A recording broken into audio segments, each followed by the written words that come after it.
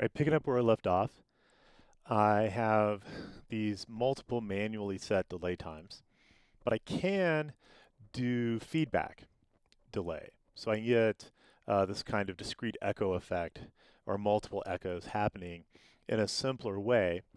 So I'm going to um, make some changes in here.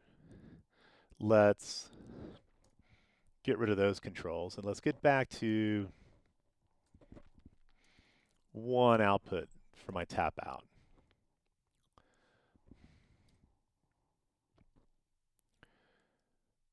Now, my one output can have a delay time. Should have kept one of those numbers to make it changeable.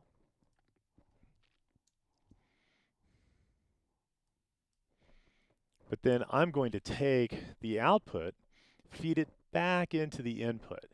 Um, but importantly, we know that feedback is going to, or could lead to an overload of the system. And so I need to scale the feedback signal that goes back into the delay line. So scaling is multiplication, audio rate multiplication, and let's just say 0.5 amplitude. It's going to come in. I can also control that amount.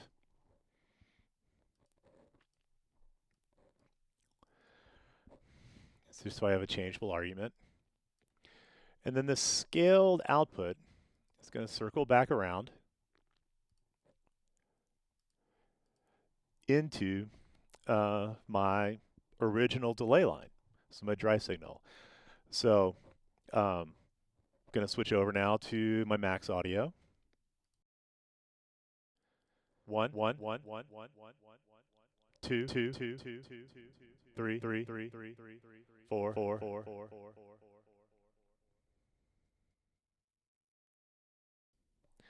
And if I adjust the feedback amount, it'll last longer or last less. Before I get too far, since I am dealing with feedback, it's good to add some programming protections in place. I do not want this number to be 1 or to go below 0 to -1. So I'm going to select, and on the info pane, the minimum value is 0 decimal. Maximum value is 0.999. So not quite 1. I'll show you what I can do with that coming out here.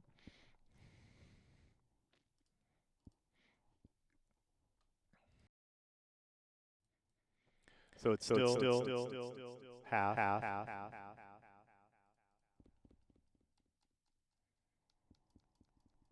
Now, last, longer.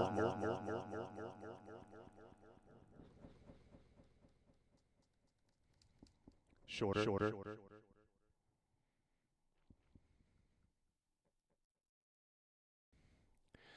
So that's creating echoes. I can get some interesting resonance effects if I shorten the delay time into the within 20 to 30 milliseconds, I won't hear discrete echoes. I'll start to hear a layering on top or a filtering. And in fact, I'm creating a simple feedback filter. But I need the feedback to go up. So let's adjust the time. Let's start using small values in the kind of 1 to 5 millisecond range, maybe more, and higher feedback. Before I do, I'm going to go back into my audio status and checking out some numbers here. The I/O vector size is the number of samples at a time that are read to the interface. This affects the latency from when coming in to what you hear coming out. But the signal vector size affects how many samples are being operated on mathematically. Most sample processing, signal processing, is happening on vectors or a collection of samples at a time to save power. I can adjust this to larger numbers and it would lower my CPU burden, but I would lose the ability to have small delay times. Because, let's say I go 1024, and then let's do a little math.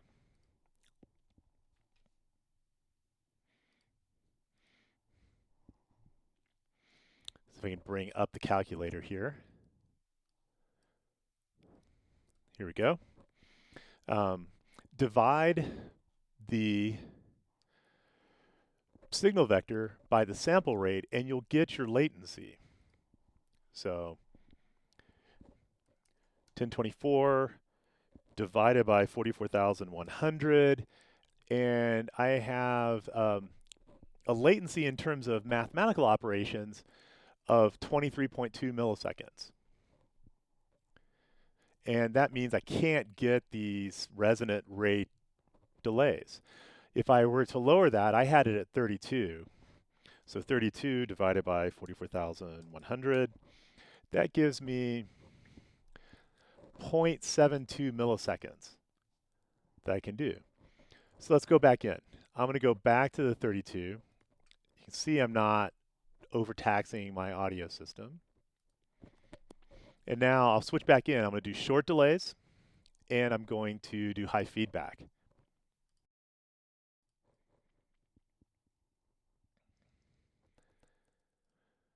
Turning off. Well, I'm going to turn off the dry signal so I can just get the feedback delay.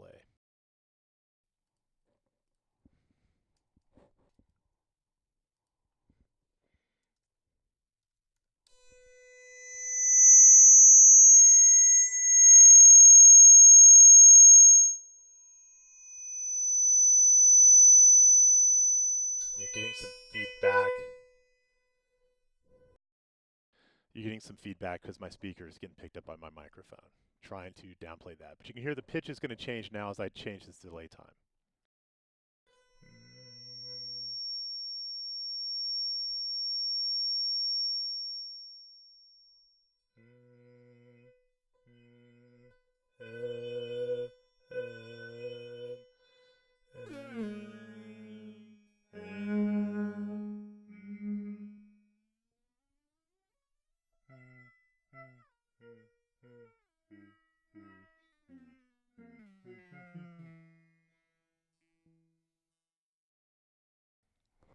So as the delay time gets longer, the pitch of the resonance goes down. It's because this is related to the period of a waveform. The period or the time of one cycle of a frequency is where a resonance point is. And I can actually control this with my MIDI keyboard doing a little bit of math. So I'm going to add a node in object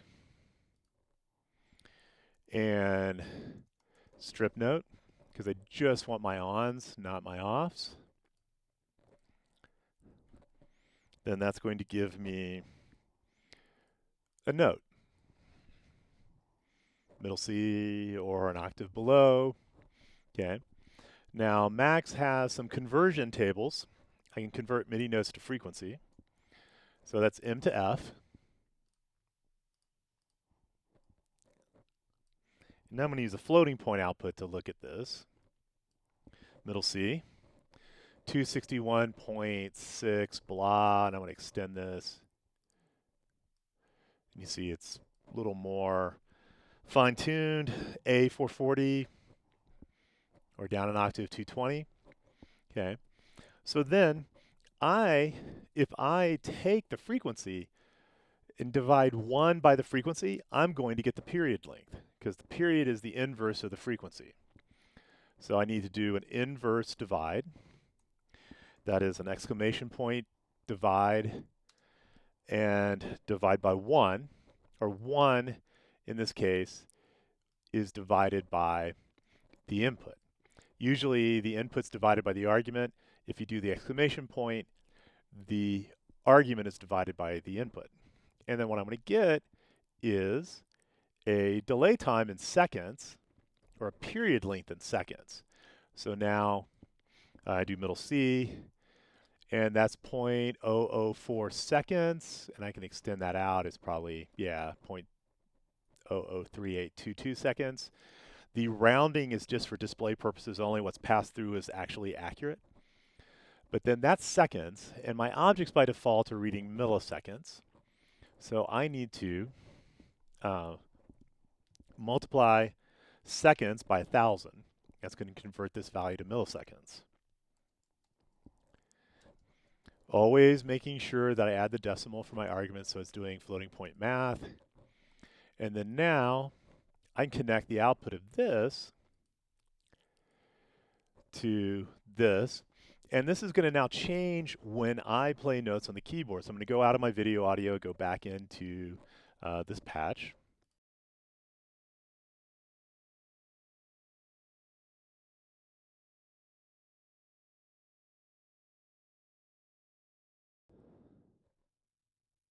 All right, sorry, I was dry again. I didn't have my audio gate on. I just typed in middle C, or punched middle C on the keyboard. So 3.822 blah milliseconds. Turn on my wet signal. Low, low, low, low, low, low, low,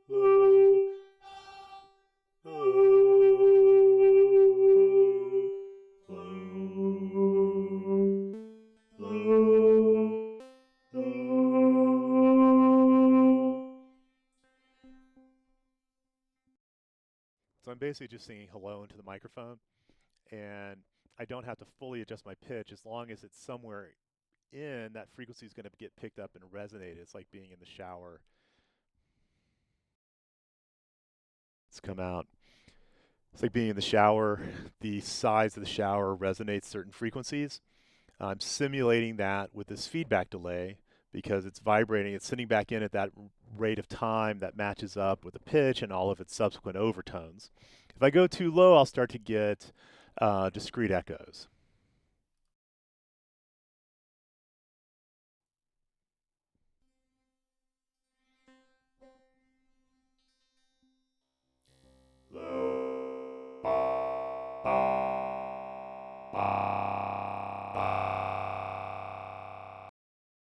So you're starting to hear discrete echoes down at 30 millisecond delay.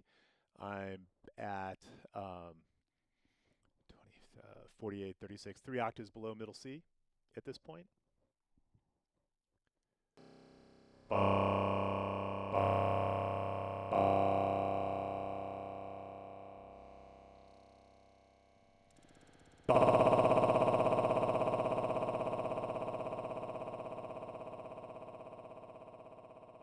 And at that point, it's no longer a pitch, it's just discrete echoes. More than when you get above, 20 milliseconds, 20 to 30 milliseconds, you're starting to hear discrete rather than the resonant effect. But so I have this pitch coming in from notes, so I can control this resonance time.